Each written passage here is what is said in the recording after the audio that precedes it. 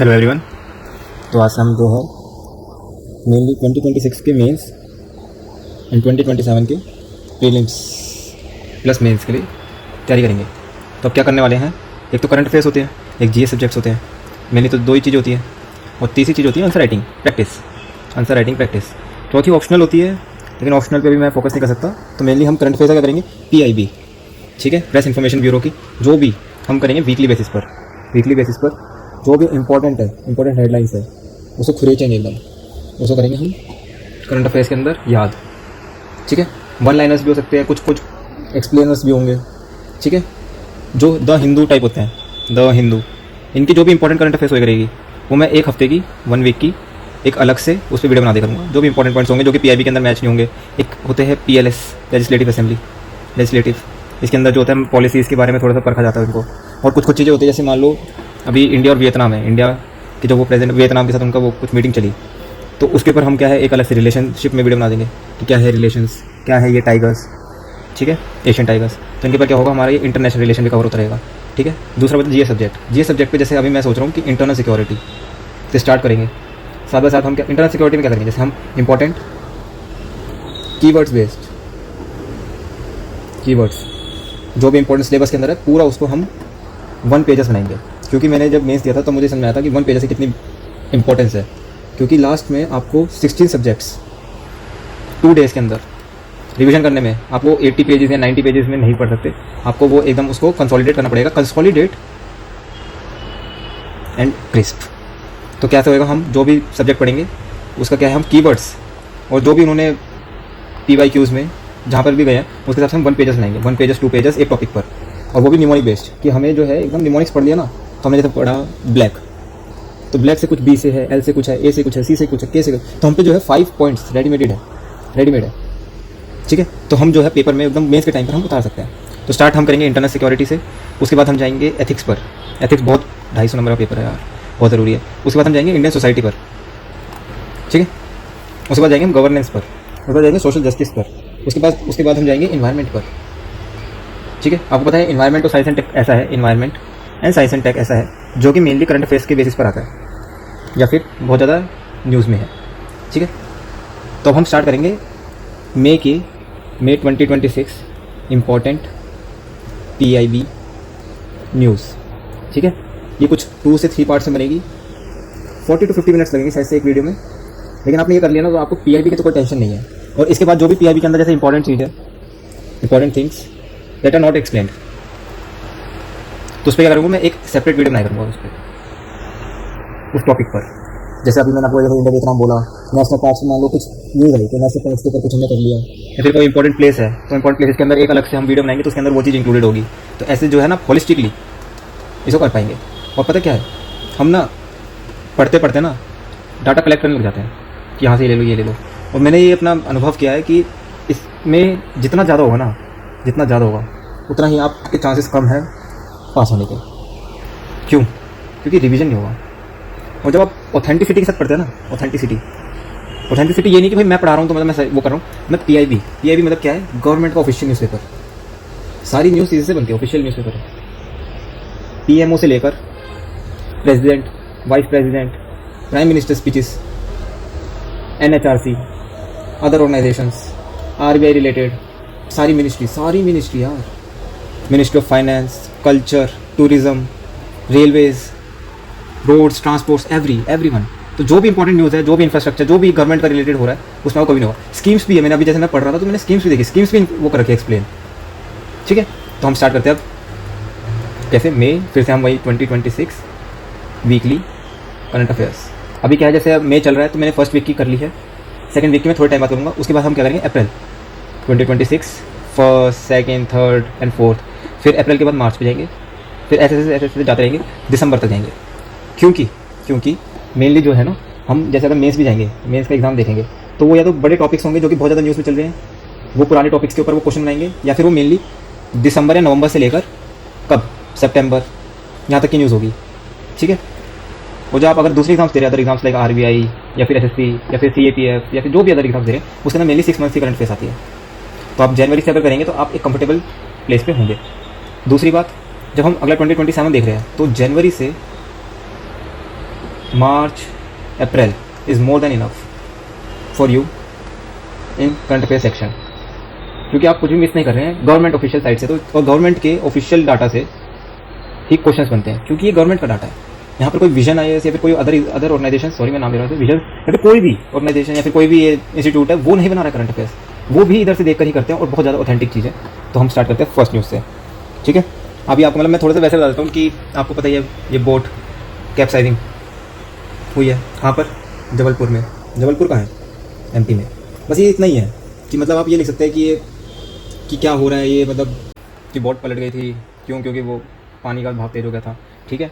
Second news, PM Ujjwala योजना, देखो scheme आ गई, योजना। और ऐसा नहीं है कि मैं सारी कल्चर की न्यूज़ एक में होगी, नहीं, पहले 1 तारीख की होगी, फिर दूसरी, फिर तीसरी, फिर 7 तक, तो ऐसे होंगे, जो भी उस दिन का हुआ था तो उसके हिसाब से होगा। पीएम उज्ज्वला योजना, ठीक है, ऑल्सो मतलब known as blue flame revolution. क्या कर दिया भाई, ऐसा रेवोल्यूशन हो गया, ठीक है। पहली बात तो ये 2026 में आई थी, वो 2016 में आई थी, 26 तो हो गया, 10 साल हो गए ना इसको, तो इसलिए 10 ईयर्स, तो इसलिए इंपॉर्टेंट है। मतलब ये आप 2026 के प्रीलिम्स में भी उम्मीद कर सकते हैं, इस पर क्वेश्चन बन सकता है। क्या है ये, किस लिए है? एम्पावर करने के लिए, जल्दी जल्दी लिखना आप, empowering women and ensuring clean, क्या क्लीन कुकिंग एनर्जी या फिर ऑयल, ठीक है। क्या करते हैं इसमें? एलपीजी कवरेज एंड क्या इनेबल्ड टारगेटेड क्या सब्सिडीज, पता है आपको सब्सिडीज़ में तो, ठीक है। और ट्रांसफर्स जो है ये थोड़ा सा डाटा है, ये मतलब आप मेंस के अंदर यूज़ कर सकते हैं। रीचिंग ओवर 10 करोड़ वुमेन, सही है ना। तो क्या हुआ इसकी वजह से? Help in reducing house holds, पैसे तो बचाए है, वैसे एयर पोल्यूशन भी बचाया ना भाई, आपको पता ही है कितना ज़्यादा होता है ये। तो क्या हुआ इससे? एयर पोल्यूशन कम हुआ तो वेलबींग इंप्रूव होगा, हेल्थ पर पैसा कम होगा, आउट ऑफ पॉकेट एक्सपेंडिचर कम होगा फैमिलीज़ का, ठीक है। तो ये क्या है? सस्टेनेबल है, अफोर्डेबल है, ठीक है। और क्या करता है? इंश्योर, ये वर्ड जो होते हैं ना बहुत अच्छे होते हैं। एनर्जी जस्टिस आ गया भाई, जस्टिस, ठीक है। अब हम कुछ डाटा देख लेते हैं। अप्रैल 2015 में एलपीजी कवरेज कितना था? अराउंड 56.25% था, अब अराउंड 100% है, ठीक है। फर्स्ट टारगेट क्या था? टारगेट्स थे 5 करोड़ कनेक्शन के, अगस्त 2018 में कर लिया हमने ये पूरा, अचीव्ड, कितना सही है ना। फिर टारगेट को एक्सपेंड करा गया टू 8 करोड़, अब 1 साल बाद ही 2019 में अचीव्ड। फिर हमने क्या करा भाई? हमने निकाला भाई अब तो उज्ज्वला 2.0 निकलेगा, कब? 2021 में। 2019 में अचीव कर लिया, 2020 में कोरोना आ गया, 2021 में हमने उज्ज्वला 2.0 निकाला। क्या था भाई इसके अंदर? फ्लेक्सिबिलिटी, किस चीज़ की फ्लेक्सिबिलिटी थी? For migrants house holds, subsidies के लिए इनको मिलती नहीं थी ना, कि आप इधर से उधर आ गए, सिंप्लीफाइड डॉक्यूमेंट्स की आसानी से मिल जाए, समझ गए। और एक फ्री फर्स्ट याद रखना, फर्स्ट रिफिल था एंड अ स्टोव, ये चीज़ आ सकती है कि स्टोव भी था, तो स्टोव भी दिया था गवर्नमेंट ने, तो ये चीज़ अच्छी है, ठीक है। ये उज्ज्वला योजना का था। तीसरा, अब इंडिया और तंजानिया का कुछ कर लेते हैं हम। तंजानिया कहाँ है? तंजानिया भाई ये मान लो तुम्हारा ये है, तो तंजानिया जो है यहाँ पर है भाई, तो कहीं पर ऐसे तंजानिया, क्या है इसकी कैपिटल? डोडोमा, ठीक है। इसके नीचे क्या है? मोजाम्बिक है, मोजाम्बिक, थोड़ा सा स्लो होएगा ये चीज़ याद रखना, लेकिन और भी कोई है यहाँ से, मलावी भी टच होता होगा शायद से, मतलब मैं एकदम सही मैप नहीं है, मैं बस इसके वो बता रहा हूँ बाउंड्रीज, क्या पता मोजाम्बिक किसी और से भी करता हूँ, वो मैंने इसमें नहीं बनाया, तो तंजानिया को मेनली रखना, ठीक है। यहाँ पे क्या है? मलावी। फिर एक और टच कर रही है कोई, कौन टच कर सकता है? मोजाम्बिक, जाम्बिया कर रहा होगा भाई। फिर यहाँ से DRC भी कर रहा है, डेमोक्रेटिक रिपब्लिक ऑफ कॉन्गो। फिर ये 3 भाई है भाई, वो तीनों टच करते हैं, कौन से? 1 2 3। सबसे नीचे है युगांडा, फिर उसके ऊपर है बुरुंडी, फिर रवांडा, मतलब सबसे ऊपर है युगांडा, सॉरी, फिर नीचे उसके रवांडा, फिर नीचे है बुरुंडी, सबसे नीचे बुरुंडी, मतलब यहाँ पर आते हैं 1 2 3। फिर ऊपर क्या है? कीनिया, सबसे ऊपर यहाँ पर कीनिया है। एक और बार करें, मान लो ये अगर तंजानिया है, सॉरी फिर से करना पड़ता है, ऊपर तो कीनिया हो गया, नीचे क्या हो गया?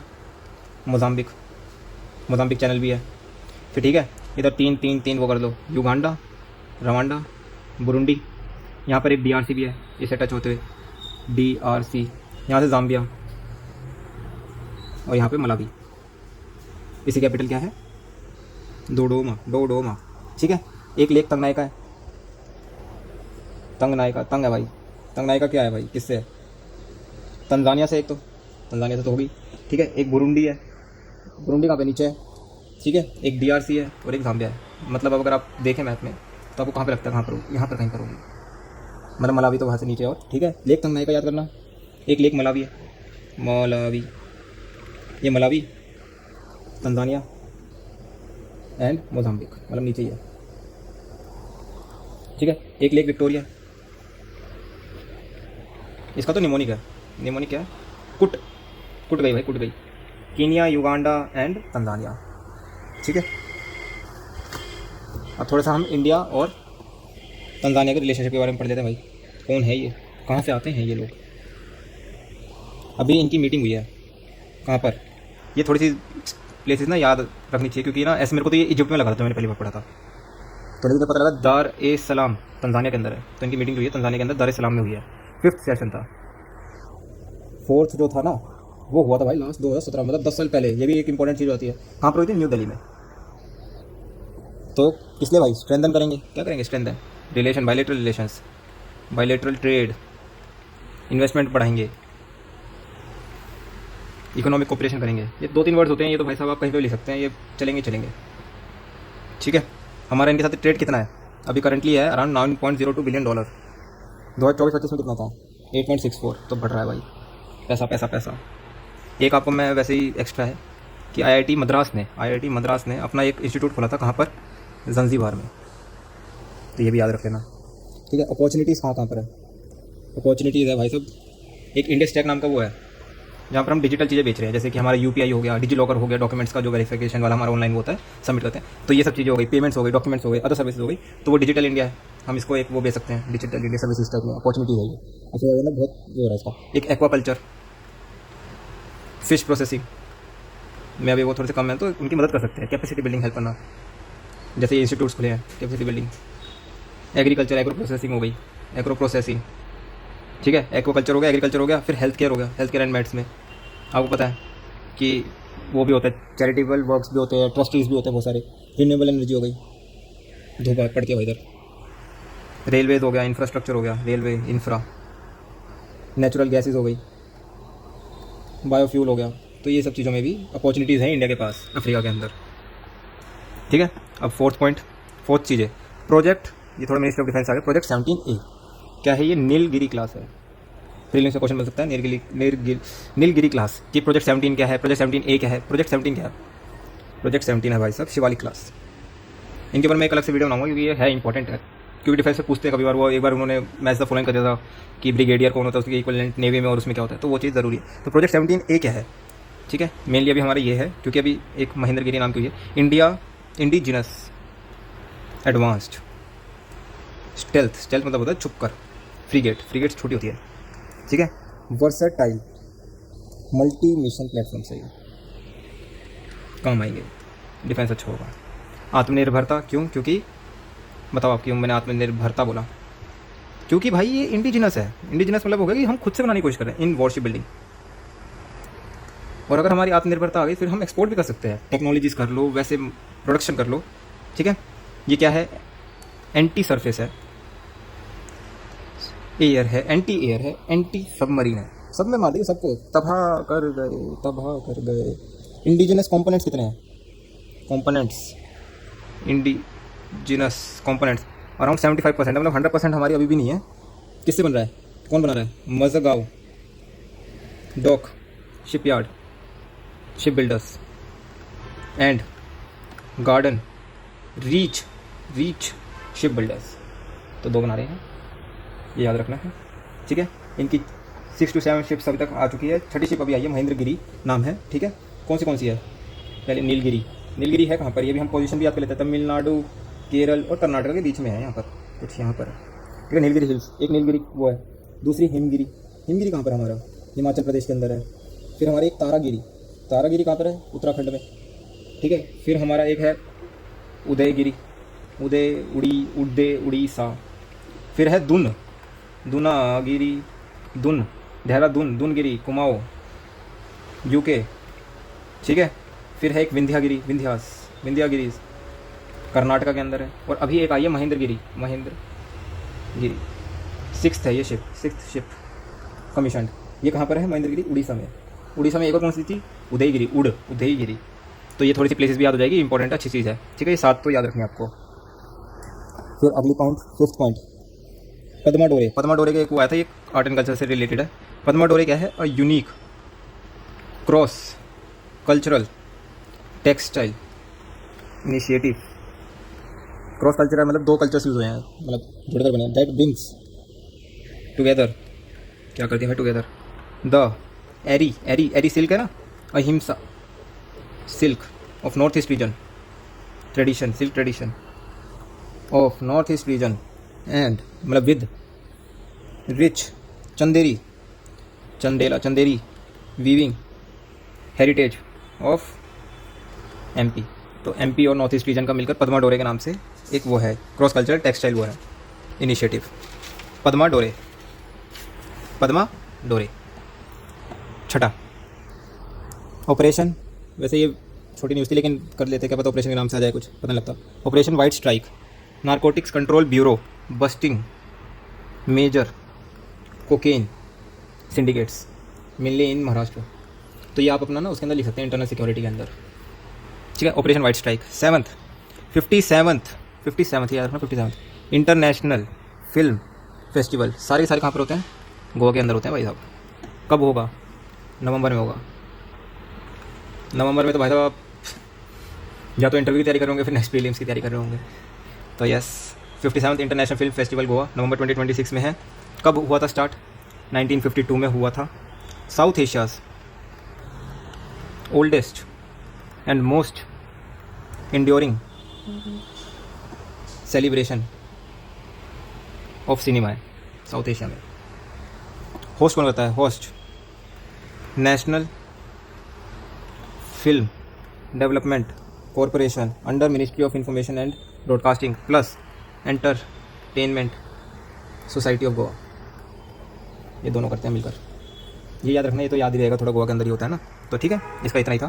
फिर 8वां, इंडिया फर्स्ट आया तो थोड़ा सा इंपॉर्टेंट होता है, मल्टी लेन फ्री फ्लो मतलब रुकना नहीं पड़ेगा फास्ट के लिए भी, बैरियरलेस, कोई वो नहीं है, भागो तुम तोड़ के भागो, टोलिंग सिस्टम अपना पड़ जाएगा, चलान नहीं मतलब टिकट जो भी होती है, टोलिंग सिस्टम।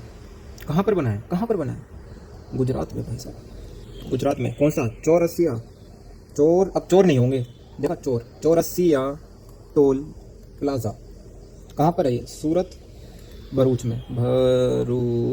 National highway 48। ठीक है, एडवांस टेक्नोलॉजीज़ है, एडवांस टेक है।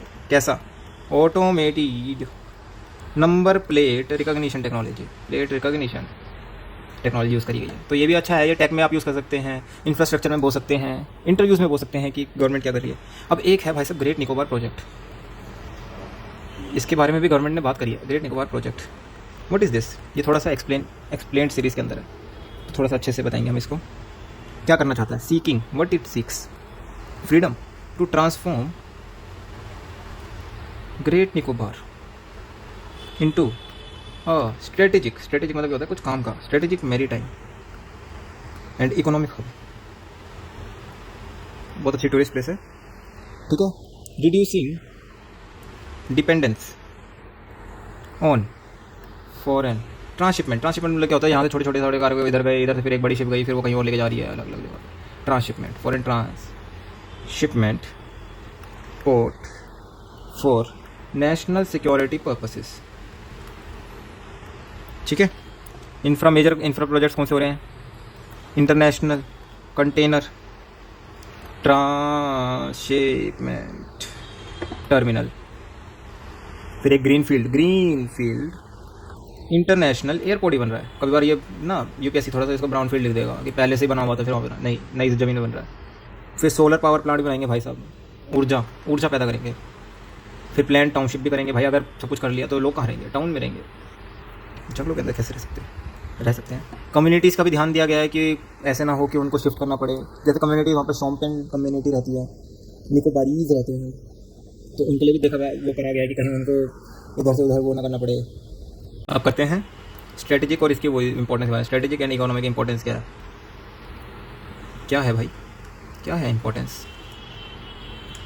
फर्स्ट सबसे इंपॉर्टेंट तो है क्रिटिकल नोड है, बहुत ज़रूरी है critical node in Indian Ocean region, ठीक है, मानते हैं। Therefore need to ensure environment safeguards, क्योंकि अगर इन्वायरमेंट से होगा तो फिर भाई साहब दंगे फंसा दोगे तो फिर प्रोजेक्ट्स नहीं हो पाएंगे। तो इसलिए क्या EIA करो ना यार अपना, तुम EIA करो एंड ट्राइबल वेलफेयर, कि वहाँ के अगर लोगों को नहीं पसंद तो फिर क्यों करना, सबको साथ लेके चलो ना यार, सबका साथ सबका विकास सबका विश्वास। तो EIA के बारे में थोड़ा सा बता देता हूँ। EIA एक्ट के अंदर आया था 2006 के अंदर। इसके अंदर क्या होते हैं, प्रोजेक्ट्स को बांटा जाता है, जो प्रोजेक्ट्स आते हैं उनके अंदर पहले स्क्रीनिंग होती है, फिर स्कोपिंग होती है, फिर भाई साहब पब्लिक को पूछा जाता है, पब्लिक डिस्क्लोजर होता है, पब्लिक डिबेट्स होती है, कंसल्टेशन होता है, फिर अप्रेस करा जाता है, फिर उसको रिजेक्ट करा जाता है और फिर उसको मॉनिटर करा जाता है, मॉनिटर भी कर लेते हैं, ठीक है। अब ये जो यहाँ पर वैसे जो भी पेड़ कटेंगे ना, पेड़ कटेंगे उनको ना वैसे उसके अंदर तो कर नहीं सकते अंडमान एंड निकोबार में, क्योंकि वहाँ पर पहले ही बहुत सारे पेड़ हैं, तो वहाँ पर इतने पेड़ों की तो वो जरूरत नहीं, तो वो क्या होगा हरियाणा के अंदर उगाएंगे भाई, हरियाणा, ठीक है। द प्रोजेक्ट, ये इंपॉर्टेंट है, the project will divert around 1.8% of total forest cover of Andaman and Nicobar, तो भाई 1.8% तो उड़ेगी। 10th, women powering India's changing workforce. थोड़ा डाटा मिल जाता है, थोड़ा सा टर्म्स मिल जाते हैं, गवर्नमेंट रिलेटेड चीज़ मिल जाती है कि गवर्नमेंट किस पे ध्यान दे रही है, क्योंकि गवर्नमेंट ने बोला हुआ है, गवर्नमेंट का ये आर्टिकल है एक, तो ठीक है, इसकी वजह से ये जो होता है हाईलाइट्स में रहते हैं, ठीक है। तो periodic labour force survey female increase हुआ है फ्रॉम 23.3% कब 2017-18 की बात है टू 40% इन 2025, तो अच्छा उछाल है ये भी, ठीक है। और रूरल इंडिया में सबसे ज़्यादा हुआ है, रूरल इंडिया में लीडिंग दिस चेंज, ठीक है, leading this change under Deendayal Antyodaya Yojana, national rural livelihood mission. More than 10 crore women households mobilised into self help groups, ठीक है। Other under Lakhpati Didi scheme, the programme focused, मतलब गवर्नमेंट के थोड़े इनिशिएटिव्स है, बहुत अच्छे इनिशिएटिव है, ठीक है। Focused on enabling women in self help groups to scale their income sustainably with the aim of, क्या है, creating crores of women entrepreneurs earning over 1 lakh per annum, ठीक है। और क्या है, कैसे होगा ये, क्रेडिट प्रोवाइड करो, स्किल्स दो, मार्केट एक्सेस दो, मार्केट एक्सेस तो इसके थ्रू, ठीक है। अंडर स्टार्टअप इंडिया इनिशिएटिव, कुछ वुमेन से रिलेटेड कुछ है इनिशिएटिव में, India emerged as third largest startup hub, around 2.2 lakh recognized startups generating more than 23.3 lakh jobs। तो इम्पोर्टेंस थोड़ा सा अच्छा डाटा है स्टार्टअप इंडिया का, ठीक है। इसमें से around 1 lakh startups include at least 1 women director. तो इम्पोर्टेंस आप इस स्कीम की भी देख सकते हैं। तो क्या करता है ये, हाईलाइट कर, क्या कहे, highlight growing presence of women in innovation driven sectors, ठीक है। और क्या, तो स्टार्टअप में जैसे इंक्यूबेशन हो गया, इंक्यूबेशन सपोर्ट हो गया, पॉलिसीज़ हो गई, ठीक है, फाइनेंशियल सपोर्ट हो गया, सब्सिडीज हो गई, रिजर्वेशन हो गई, रिजर्वेशन मतलब इंक्यूबेशन हो गया, तो ये सब चीज़ हो गई। Under skill India mission, skill India mission, women's are being equipped, किसके साथ भाई, इक्विप्ड विद इंडस्ट्री रेलिवेंट होना चाहिए ना, वरना तो अनएम्प्लॉयमेंट रहेगी, स्किल्स अक्रॉस सेक्टर्स। तो क्या होगा, इससे एम्प्लॉयबिलिटी इम्प्रूव होगी। ठीक है। फिर लेजिस्लेटिव मेजर कौन सा है बताइए आप? नारी शक्ति बंधन अधिनियम, रिजर्वेशन है भाई, 2023 में आई थी। ब्रॉडर एम्फेसिस है भाई strengthening women's role in decision making.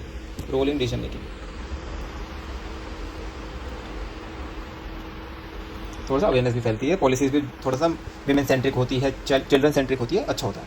11th, India as a global healing medical tourism, सुना ना, हीलिंग डेस्टिनेशन। इस पर क्या है गवर्नमेंट का टेक, गवर्नमेंट की सारी इन्फॉर्मेशन जो भी इन्होंने दी है। अब इशू क्या है?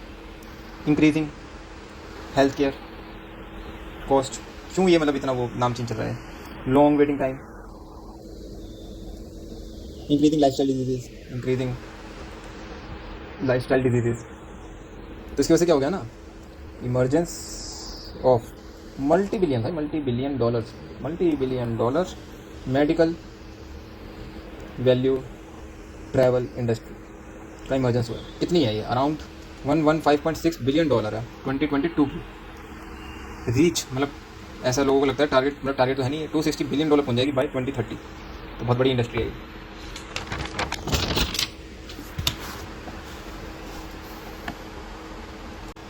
For centuries, India has been regarded as a sanctuary for those seeking healing, balance, movies में भी देखते होंगे आप, एंड रिकवरी। इंडिया का फ्लैगशिप इनिशिएटिव क्या नाम था? Heal in India, heal the world, heal in India. ठीक है। देखो, दो प्रकार के टूरिज्म होते हैं, मतलब मेडिकल में भी। एक होता है वेलनेस और एक होता है मेडिकल।